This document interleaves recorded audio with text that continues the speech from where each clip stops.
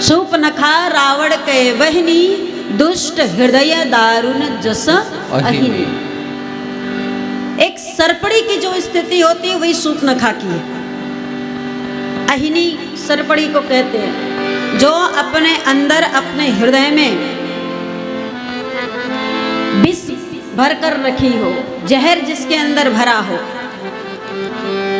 वो भी शूर्पणखा कही जाती है। अगर शूर्पणखा नहीं होती तो लंका दहन नहीं होता। अगर शूर्पणखा नहीं होती तो रावण की मृत्यु नहीं होती। साधारण स्त्री नहीं है शूर्पणखा, रावण के विनाश का कारण है शूर्पणखा, और राम के जय जयकार का कारण है शूर्पणखा। राम जी पंचवटी से लंका तक की यात्रा तय किए तो किसके कारण किए? शूर्पणखा के कारण किए। अगर शूर्पणखा नाक कान ना कटाती और नाक कान कटाने के बाद लंका जाकर लंकेश को ना बताती तो वो सीता जी का हरण नहीं करता, और सीता जी का हरण नहीं करता तो राम जी युद्ध ना लड़ते, और युद्ध ना लड़ते तो राक्षसों की मृत्यु कदापि नहीं होती। आज लंका को किसी ने बर्बाद किया तो वो शूर्पणखा ने किया है। रावण का विनाश किसी ने किया तो शूर्पणखा ने किया। एक प्रकार से सही किया। लेकिन अगर दूसरी दृष्टि में देखा जाए कि घर में कोई शूर्पणखा हो जाए तो जैसी स्थिति लंका की और लंका वालों की हुई ना, वैसे घर की स्थिति हो सकती है, परिवार की स्थिति हो सकती है। शूर्पणखा ने गलत को, अधर्म को धर्म से मुक्ति दिलाई, वो ठीक की है। लेकिन जरूरी नहीं कि सबका परिवार रावण जैसा हो, सबके परिवार में रावण हो, सबके परिवार में अत्याचार हो, संतों को सताया जाता हो, गायों को मारा जाता हो। क्या सबके परिवार में ऐसा होता है? तो लेकिन इस हर परिवार में शूर्पणखा की भी आवश्यकता नहीं है। फिर जहां पर अच्छे अधर्म हो, अगर एक शूर्पणखा वहां पैदा हो जाए तो शायद राम को लंका तक पहुंचा दे, और उस वहां पर भी विनाश होगा। वहां भी अधर्म के विनाश के लिए शूर्पणखा राम जी के पास आई। वैसे तो शूर्पणखा थी विष की पेटारी, वैसे तो शूर्पणखा थी राक्षसी, लेकिन काम बड़ा उत्तम की है। कार्य क्या की है? मानसकार ने तो जो दिखाया दर्शाया, यदि उसे साधारणतया देखा जाए तो संत कहते हैं, लोग कहते हैं कि शूर्पणखा राम जी से ब्याह करने आई थी।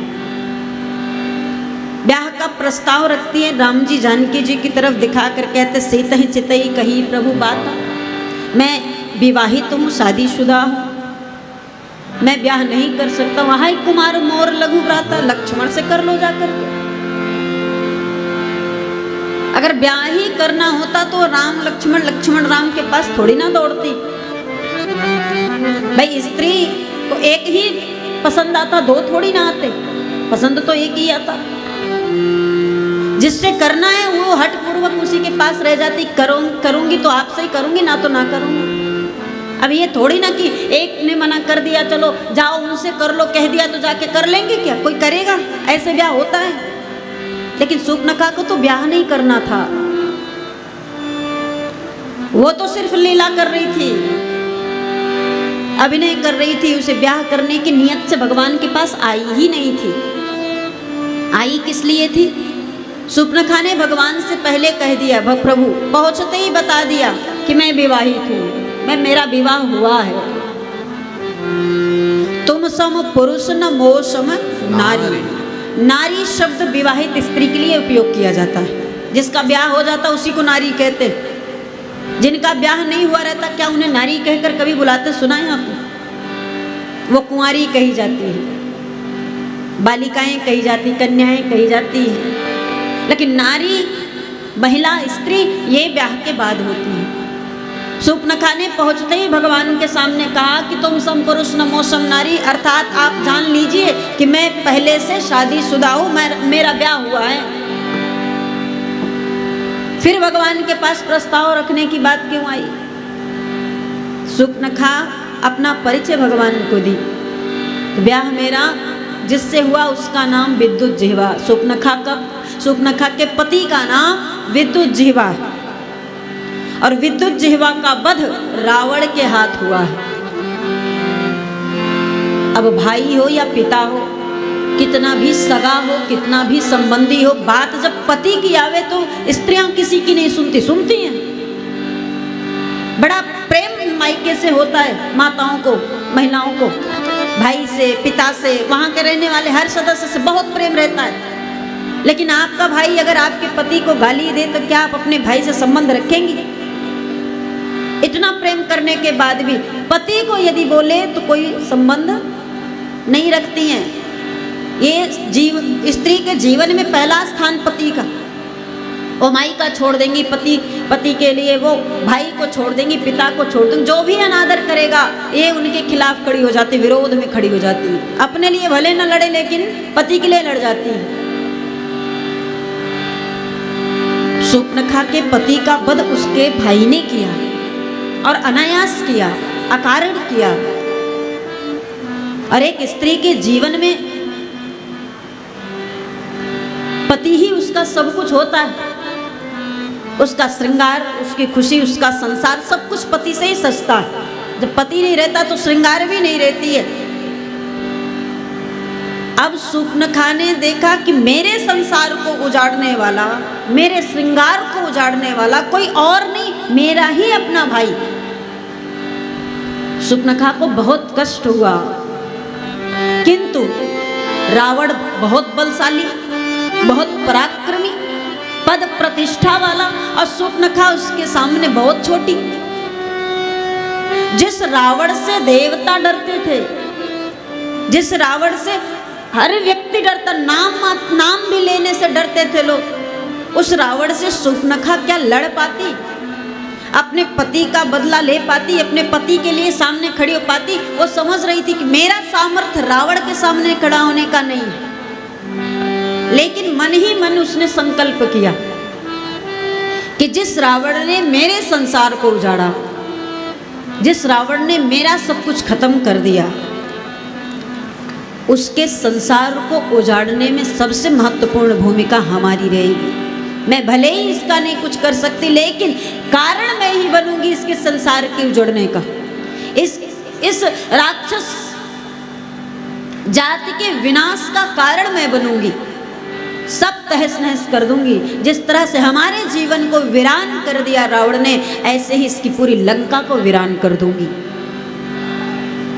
और शूर्पणखा ये संकल्प लेकर के निकल पड़ी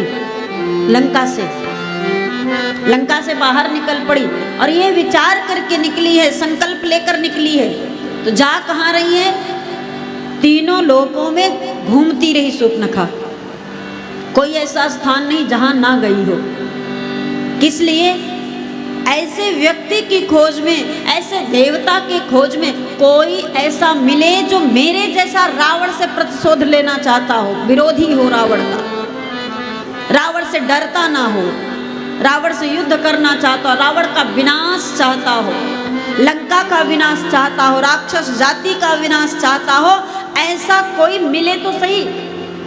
खोज में निकली हुई थी, इसलिए भगवान से कहती है, मम अनुरूप पुरुष जग माही,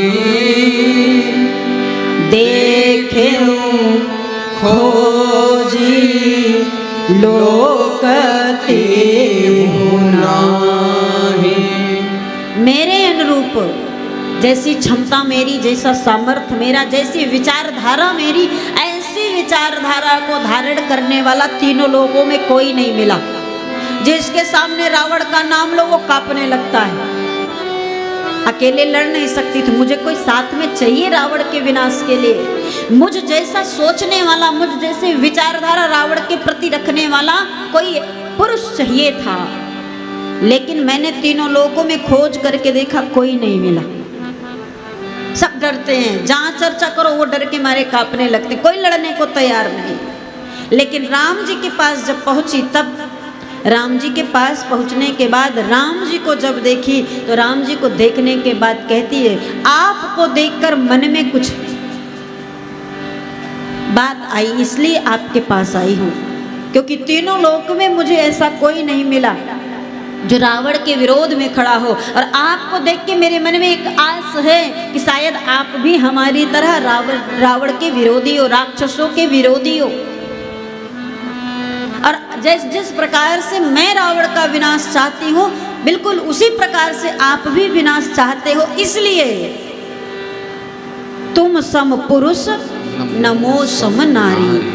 जैसा विचार मैं रावण के प्रति रखती हूँ, ऐसी दूसरी नारी जगत में नहीं मिली। और जैसा विचार आप राक्षसों के विनाश का रखते हो, ऐसे विचार वाला दूसरा कोई पुरुष मुझे जगत में नहीं मिला। इसलिए एक आप पुरुष में हैं जो रावण का विनाश राक्षस का चाहते हैं, और एक मैं स्त्री में हूँ जो रावण का विनाश राक्षसों का विनाश चाहती हूँ। इसलिए नाथ तुम सम पुरुष नमो सम नारी। और दोनों को देखिए विचारधारा मिल रही है, दोनों का लक्ष्य एक है, दोनों रावण का विनाश चाहते हैं, लंका का विनाश चाहते हैं, राक्षसों का नाश चाहते हैं। और परमात्मा विधाता की कृपा से देखिए कि आज हम दोनों आमने सामने खड़े हैं। यह संयोग की बात है, परमात्मा ने एक ही लक्ष्य को साधने वाले को आमने सामने खड़ा कर दिए। यह संयोग विधि रचा विचार, ये विचार भगवान ने, ये जो संयोग है भगवान ने बड़ा ही सुंदर रखा है। और आज हमारा आपका मिलन हो गया। और शत्रु का शत्रु जब मिलता है तो बड़ा सुंदर मित्र बन जाता है।